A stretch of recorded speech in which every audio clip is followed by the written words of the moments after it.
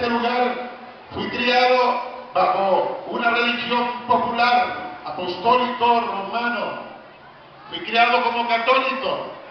Según mi propio concepto de mi familia, no solamente éramos católicos, sino que también éramos gente que fuimos desarrollados, preparados, instruidos en lo que son las artes mágicas, instruidos, capacitados de una forma satánica para trabajar la brujería, la hechicería. Recuerdo que muy temprana edad me empezaron a enseñar cómo leer tabaco, cómo leer la esperma de las velas, cómo los rezos, las peticiones, las oraciones a los supuestos santos de luz, a los supuestos hermanos de luz. En todo eso fui criado.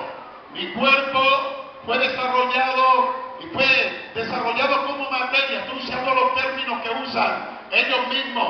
A mis 9 años en la montaña del Sorte, recuerdo que aquella oportunidad cuando me llevaron allá, yo ansioso en mi niñez, por lo que me habían dicho que era un privilegio ser una materia espiritual.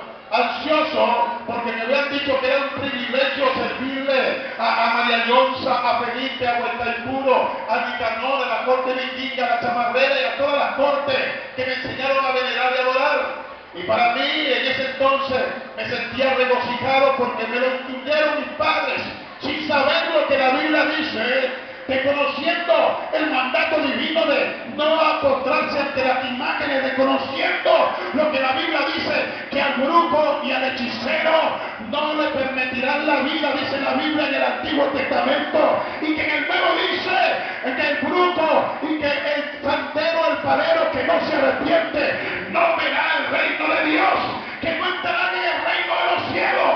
Mi familia no sabía eso. Mi familia me enseñó a venerar esas cosas. Y como dije, me enseñaron a leer el tabaco, me enseñaron a leer la orina, me enseñaron a leer la esperma de camorra, de café y toda clase de cosas.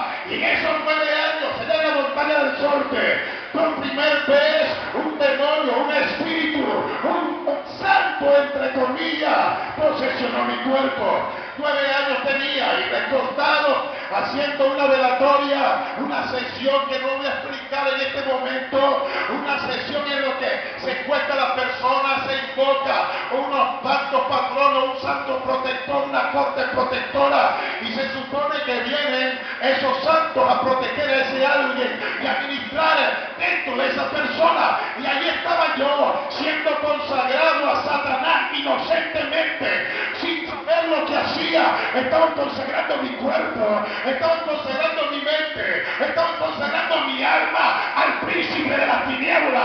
Pero hoy vengo a declararle a la gente: la brujería no le pertenece a Dios, la palería no le pertenece a Dios, no dará la honra, la estructura, dice el Señor, ni en la gloria, y no comparto mi gloria con nadie. Al nombre de Cristo, al nombre de Cristo, al nombre de Cristo. Ahora, recuerdo que allí acostadito, un enorme saltamonte de unos 15 centímetros, sin exagerar, se paró en toda mi cara, abarcaba toda mi cara. Yo no sabía qué pasaba. Cuando aquel insecto enorme se paró sobre mí, empecé a sentir que mi cuerpo se transformaba. Mis pectorales, los músculos de mi pecho parecieran empezar a extenderse. Mis músculos, bíceps, tríceps, todos los músculos de mi brazo, mi pierna. Y yo sentía literalmente que estaba creciendo, que estaba siendo transformado. Esto es la influencia de Satanás que empezó a morar en ese cuerpecito de un niño, que estaba siendo consagrado a Satanás por sus propios padres. Oye, ¿cuánta gente no comete ese error? Montando, creyendo que consagran a sus hijos a Dios. En lugar de consagrarlo a Dios, la Biblia dice que cuando el hombre sacrifica a los ídolos, que cuando el hombre le presenta algo a las imágenes, no está adorando a Dios sino a los demonios. Ahí estaban mis padres, ahí estaba mi abuela, ahí estaban todos mis tíos, que era aquel líder que estaba encargado de aquel centro de espiritismo en los guayos, donde iban multitudes, incluso gobernadores, alcaldes y gente pudiente de la sociedad. Iba allí a consultar a los dioses paganos, iba a consultar a María Leonza, desconociendo la verdad. Y allí estaba yo, este hombre, utilizado por el diablo, capacitándome y preparándome para una labor que yo quería, que era de Dios. Fui creciendo. Empecé a ser medio, a ser controlado por aquellas cosas que venían sobre mi cuerpo. Me controlaban. Empecé a ser de banco ayudando a aquellos que estaban con más experiencia.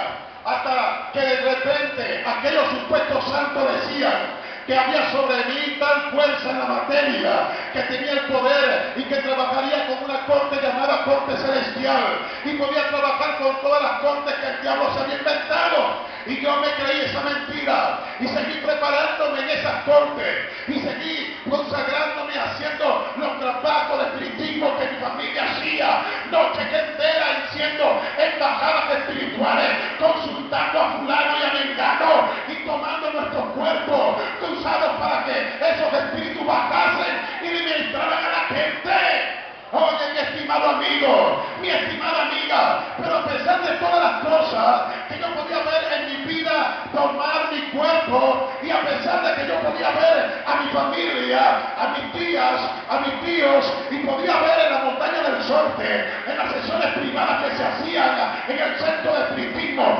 milagros engañosos, tumoraciones desaparecer, a operaciones superfluas, a todo tipo de señales, incluso una vez en la montaña del Sorte vi a mi hija, a mi tía, a levantarse, levitar, no sé si fue algo físico o fue que Satanás me permitió ver eso. Lo cierto es que lo vi, pero ¿sabe algo, mi amigo?